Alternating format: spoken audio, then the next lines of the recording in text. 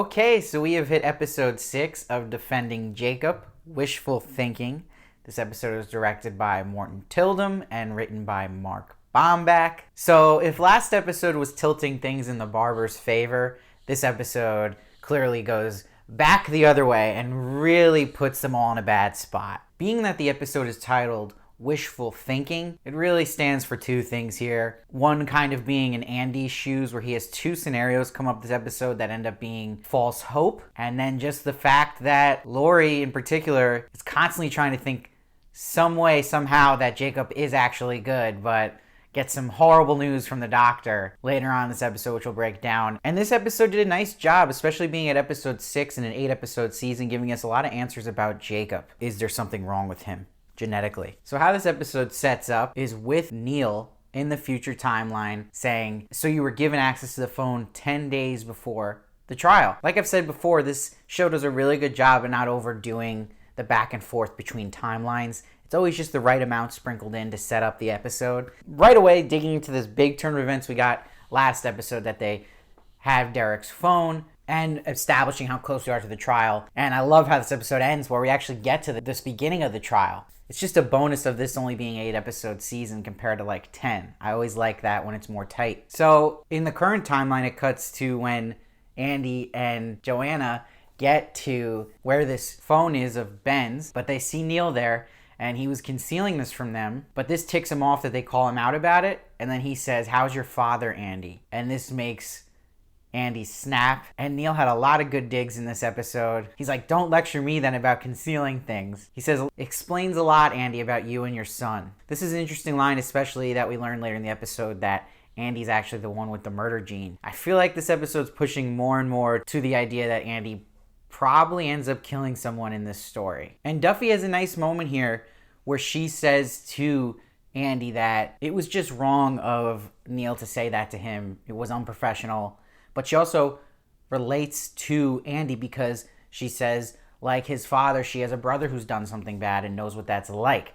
I think what they're also setting up with Duffy here is that Duffy is going to eventually break this little professional wall she has with Andy, just feeling so bad from him and kind of being a little too close to him now, especially going to his house we see in this episode, that she'll eventually just probably do something illegal to help Andy out that she's going to regret. But she will break down the more she feels bad for Andy, and he's the most pushy type. And you see a little guilt in her eyes in this scene. There's something she's not telling him at the moment that she desperately wants to. And she alludes to how confident Neil is here and that he should not underestimate him. So something there that we as the audience, like Andy, do not know, that is giving Duffy worry and Neil this assurance that he's going to win this case. We get a little scene in the middle of this where Jacob's in the car with his mother, and he's saying that he's convinced that Dr. Vogel is just trying to pry answers out of him and is repeating questions, and she's not actually helping them or for Jacob, which is probably right about that. I think that's another theme this story is hitting on, about just how we handle mental health in this country, and especially in cases like this, and maybe where some doctors could be guilty of trying to get the result they want by any means. But Jacob throws a little line here where he's mentioning a friend, Dylan, is texting him, and is texting him to prove that he knows him to another person at this sleepaway camp. Just showing you that part of Jacob we've seen where he's like obsessed with the fame side of this, and it's just his stupid move. He shouldn't even be answering texts like this. And this leads to a scene where things start come crashing down hard for Andy, where 1, Ben's phone is a complete bust. There's nothing on there that will help Jacob's case. And 2, he gets this horrible news of this fake online account that Jacob has made, Jay Cobbs. And Andy flips, rightfully so. I had said in my previous episode, this is the dumbest move anyone's done in the show, is make this account and post that picture of him as an axe murderer. This scene was great acting by these three. Again, I cannot tell you, this is one of the best just strong leads I've seen in a show in a long time. They just work perfectly as a family to me, and it's just a joy, the scenes of all three of them together. And you see Andy's just snapping. He's like, this is going to look bad in court, and you don't understand that. Basically calling him an idiot. And Laurie's just like telling Andy to calm down. Chris Evans just doing such a good job of portraying this breakdown and him losing his mind. But there's an important line here when Andy's about to leave after he apologizes, and Jacob says, "There's nothing wrong with me." So this is a theme about Jacob in this episode, and it wraps nicely later on, which will again delve into that theme more. I also like they added a subplot here of a man in a blue Lincoln watching the family, because why not? It adds more mystery and suspense, and it just wondering who this guy is. And it adds to more tense scenes we get to see, especially the one where he's following Lori when she's running. It's only a plus to add to the entertainment value. So now Matt comes back into the story, finally has the courage to talk to Andy, informs him about Leonard Patz. He's with all of them in the police house, and he's telling them the story about how he basically had it arranged that he'd let Leonard Patz touch him over the pants for $100, and they'd do this multiple times, but eventually he found out that Leonard was more into a new kid in Ben, the kid who was murdered. So he thinks that Jacob didn't do it. And you see Andy's kind of nodding to Matt during the scene to like keep going and get it out, especially the part about the knife. This looks suspicious to Neil. And he just jumps at the angle of, did you compel him to come forward? And he has this great line he says to Matt where he's like, well, you've made it clear you do a lot of things for money. Damn, such an ass, but he's not wrong. But this, we're talking about the wishful thinking and false hope Andy keeps getting as he gets these little wins that just turn into a big loss in the end. And that comes here with getting the search warrant from Leonard Patz's house, but they end up getting nothing from it. They don't find the knife. And you almost wonder watching these scenes, especially with Matt coming to Andy, it's like his own red herrings in his life. And are these actually bad for him and just making him more angry and keep following down this rabbit hole without possibly just accepting maybe Jacob is actually a murderer? We also get this little scene here in the house where Jacob comes down, his suit's too short. I like the symbolism here. Nice touch by the director and costume department. Just showing you that will come full circle where his suit will be perfectly fit later on, where he's transitioning now from being an innocent boy to a man going on trial, saying goodbye to his innocence forever. A little disappointing is we haven't got as much J.K. Simmons in this story as I thought. He comes in for a little bit here. I think the importance of his scene calling Andy is that he actually is trying to connect to his son without strings attached here. Andy's not buying that yet, but deep down he knows that may be the case. And I think they might be setting up a tragic ending where it comes full circle that he ends up in the doghouse with his father in some bleak reunion. And again, I haven't read the book, and please, no spoilers for the book anywhere down below. Leave that for somewhere else. And we go back to this future story with Neil, and he's like, did you really think you could avoid trial, Andy? But Andy says maybe we could have if you looked at other options, and calling Neil out for just being so gung-ho on going after his son, which is interesting too.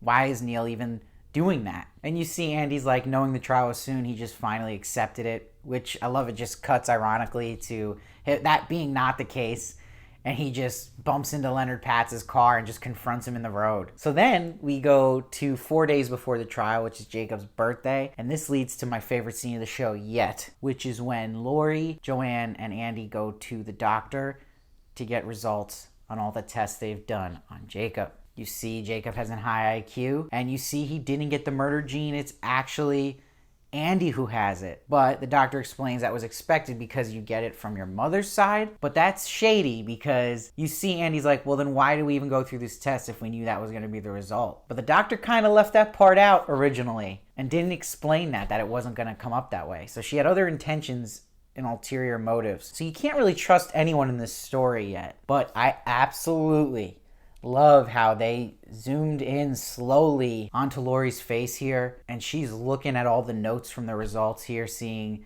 these traits passed down through the Barber men, just seeing all these bad characteristics of not just her son but her husband. Limited capacity for empathy, traits of aggressiveness, violence, antisocial tendencies. These all check the marks for both of them, and the show has done a great job of slowly showing us that of Jacob and Andy. And I just gotta say, I've seen Michelle Dockery in other things, but I didn't expect this from her. This is incredible. This is her best performance to date. She's stealing the show for me. Total MVP so far. And this scene just highlights that, the anxiety she's just showing on her face. And I love the contrast between her and Andy here, where Andy is just negating everything, saying it's not a big deal. He's just a teen. And just showing the difference of them in parenting and how she's like, no, I want to get to the bottom of this. What does this mean? And the doctor shares that Jacob, when asked about Ben's murder, he says, millions of people die every day. And I love the line here where Lori's like, you think he did it, don't you? And she's like, no, and I can't answer that question. But Lori's like, no, you don't need to. I could just see it in your face. Just great stuff here. And props to the actress of Dr. Vogel, too. She just nails this to a T. Just this doctor with this shield up that you can't really break, and you just wonder what's going on in her head, truly. And they talk a lot about, does Jacob have the capacity for empathy? And this is where Lori's biggest worry is. And you see when they have Jacob's private birthday dinner here at a Japanese restaurant, so they're not bothered. They're closed off. You know, it's good news to Jacob. This is the happiest we see him in a while because he doesn't have the murder gene. They tell him that. It's the truth. But Andy lies, saying that all the results said he's just a good kid. And Lori, you just see, he's worried and knows that's not the case. And there's that theme of the episode where Jacob just honestly asks, so there's nothing wrong with me? And it just goes to Lori's face.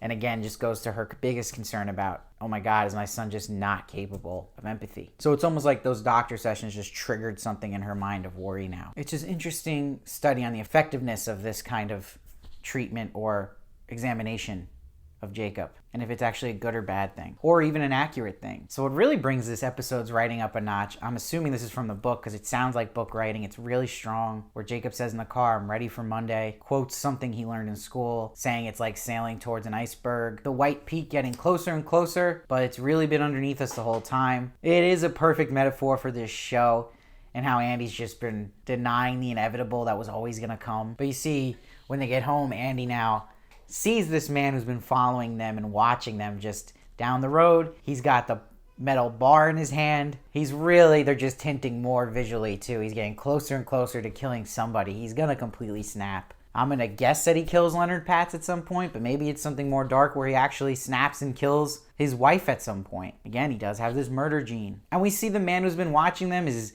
Dave Bautista's long-lost brother here. And he says it's good to have a family. Take care of that family, Mr. Barber. So the way he's talking, and we see he's got stolen license plates. It's clearly not a reporter like Andy was thinking at first. So it's going to be interesting to see who this man is, how he fits into everything. And what the show does really good is showing you these characters you're attached to now, and you feel in their mind. It's chaotic in Lori and Andy's mind. And it's constantly going back and forth between good news, bad news, positive thought, negative thought. And they really show that well here with Lori, where she's got all this bad news from the doctor, but then in contrast to what the doctor was saying, Jacob actually says goodnight to Lori and thank you for the birthday dinner, which is so unlike Jacob. So it gives her this little glimmer of hope again that maybe he isn't totally crazy and not capable of empathy. So I love how tightly knit the ending of this episode is, where we go to the future storyline again in this great line where Chris Evans delivers perfectly, where he says, that was it, couple of days, and it was over. We hit the iceberg. Talking about them now finally hitting the trial. I love the ending of this episode. It pumps you up now with all of them in the car together as a family, going to what they've been trying to avoid. It makes me so excited for the next episode again. I feel like each episode just gets better and better with this show. I'm actually really surprised because I said in one of my earliest reviews that it kind of just stuck here and didn't have that high of a ceiling, but it keeps going up. So I'll admit when I was wrong, I'm really impressed and shocked how good it's getting. So as it keeps going up, I think it's the best one yet again. So I'm going to give this a 9.3. I'm really excited for next week. It's going to be the trial episode. Trial episodes usually are excellent in series and usually the best one in a season. I'm guessing that episode 8 will be the results after the trial and what happens. And sometimes those aren't great, but this show, the way it's set up, seems like that could even be more interesting. So maybe this trend will keep going on where it just gets better and better. Let me know what you thought of this episode down below. I'd really love to hear your thoughts. I read every comment, try to respond as many as I can. Please also check out my review of the new HBO show, I Know This Much Is True. I also interviewed Juliette Lewis of that show, talking about her role in it. Please check that out as well. Make sure to subscribe so you don't miss any of my reviews or celebrity interviews. And please follow me at SteveVarley1 on Twitter and Instagram for more of me. And I'll see you next time.